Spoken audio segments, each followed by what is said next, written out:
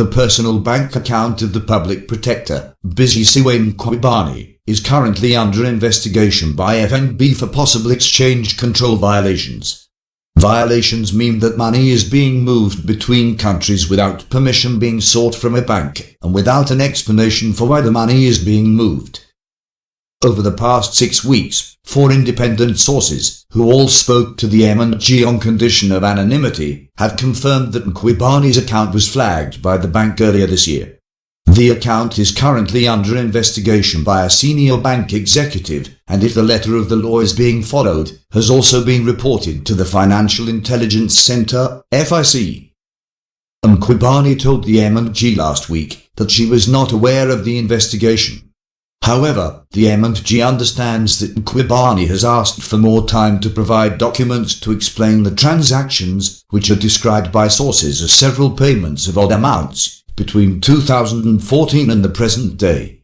Some of these payments, which are in the region of a few $1,000s each, emanate from accounts in Brussels and Paris.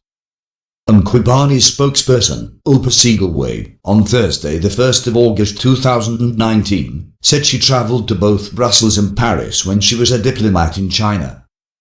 It was for a holiday, and she never received deposits into her FNB accounts.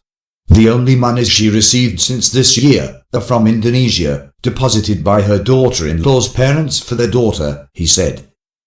This week, the Organised Crime and Corruption Reporting Project, OCCRP, an international non-profit media organisation, reported that British banking giant, HSBC, had raised an alarm over a payment worth more than $5,000, equivalent to about 70,000 rand, into Mkhwebane's FNB account in June 2014.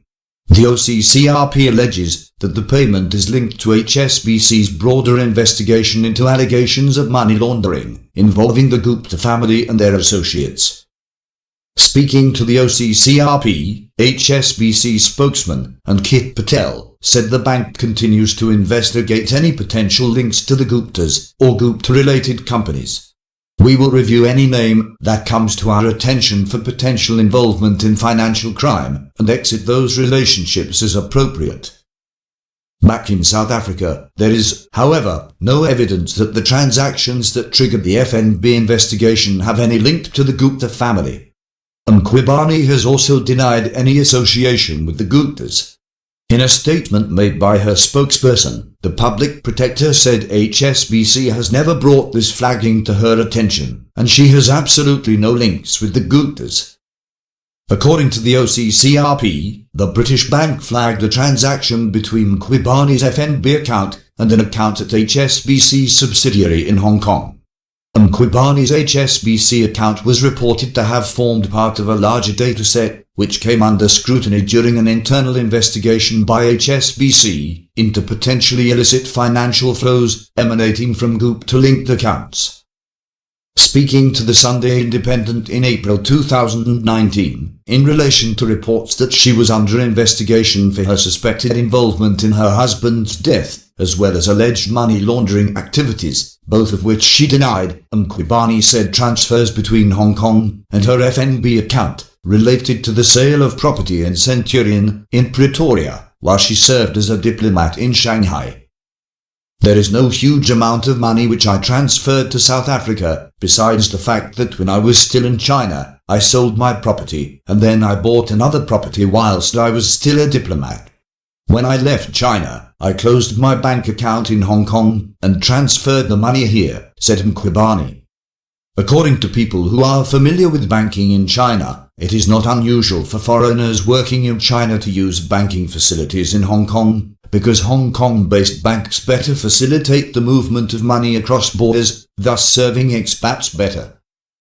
Although FNB declined to comment on specific questions put to it about Mkhwebane's account, the bank said that it complied with laws governing the flow of funds across borders. According to a statement by FNB, as an authorized dealer in foreign exchange, the bank is required to ensure customers comply with the conditions, if any, and limits in transacting foreign exchange transactions. Any transactions that do not comply are reported to the relevant regulatory bodies.